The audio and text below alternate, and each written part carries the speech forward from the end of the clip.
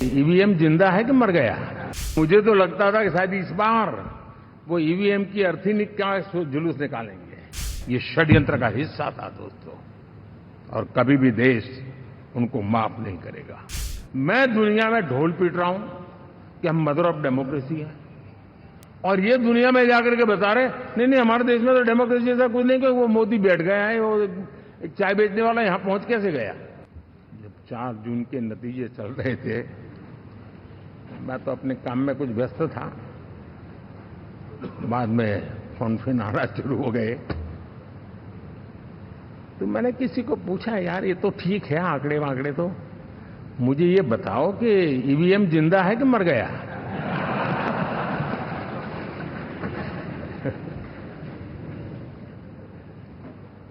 क्योंकि ये लोग तय करके बैठे थे कि भारत के लोकतंत्र और लोकतंत्र की प्रक्रिया के प्रति विश्वास ही लोगों का उठ जाए, और लगातार ईवीएम को गाली देना।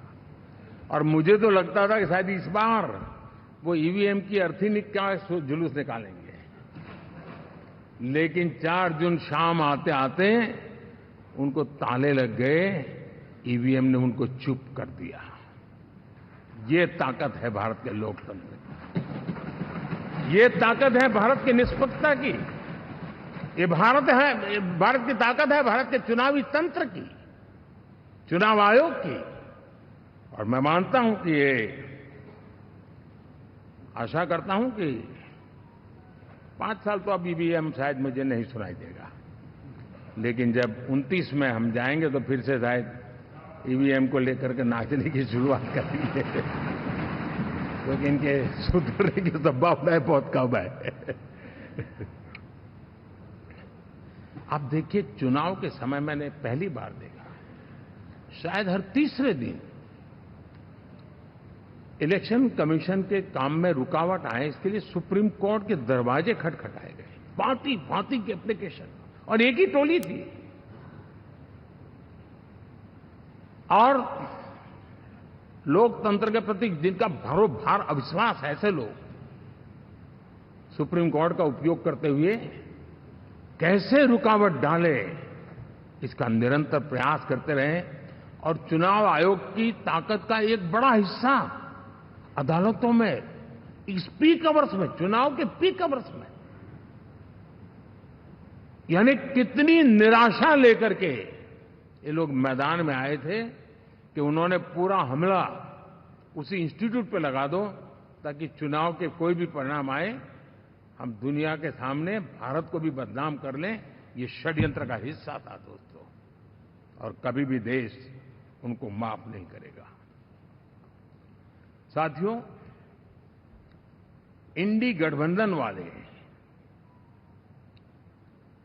जब ईवीएम का विरोध करते हैं, तो मैं सिर्फ एक चुनाव के रूप में नहीं देख रहा। मैं मानता हूं ये लोग मन से पिछली शताब्दी के सोच वाले लोग हैं। वे टेक्नोलॉजी को हम महत्व न समझते हैं, न टेक्नोलॉजी स्वीकार करने को तैयार है। और ये सिर्फ ईवीएम में दिखाई दिया, ऐसा नहीं, यूपीआई में दिखाया।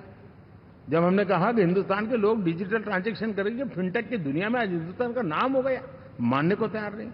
आधार आज देश की एक पहचान बना है। मैं तो देख रहा हूं कि मुझे कई देश कहते हैं कि हमें आधार की पद्धति से आगे बढ़ना है, आप कैसे मदद कर सकते हैं।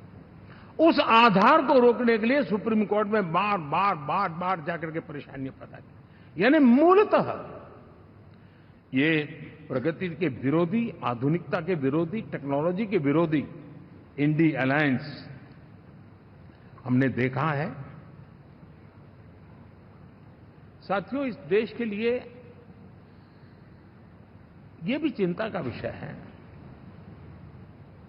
कि विश्व में भारत के लोकतंत्र की ताकत को कम आंकने का प्रयास, और कितना एक्सट्रीम है।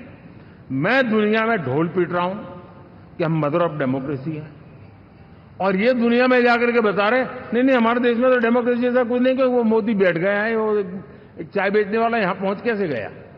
कुछ तो गड़बड़ की होगी। ये जो इनकी मनस्थिति है जी, भारत के नागरिकों को चुनाव प्रक्रिया के प्रति अविश्वास पैदा करने का जो उनका षड्यंत्र है, मैं मानता हूं कि अब दुनिया भी भारत के लोकतंत्र की विविधता, विशालता, व्यापकता, गहनता, इन सबको भी जानने समझने के लिए आकर्षित होगी। ऐसे ही इस चुनाव के नतीजे में देख रहा हूं।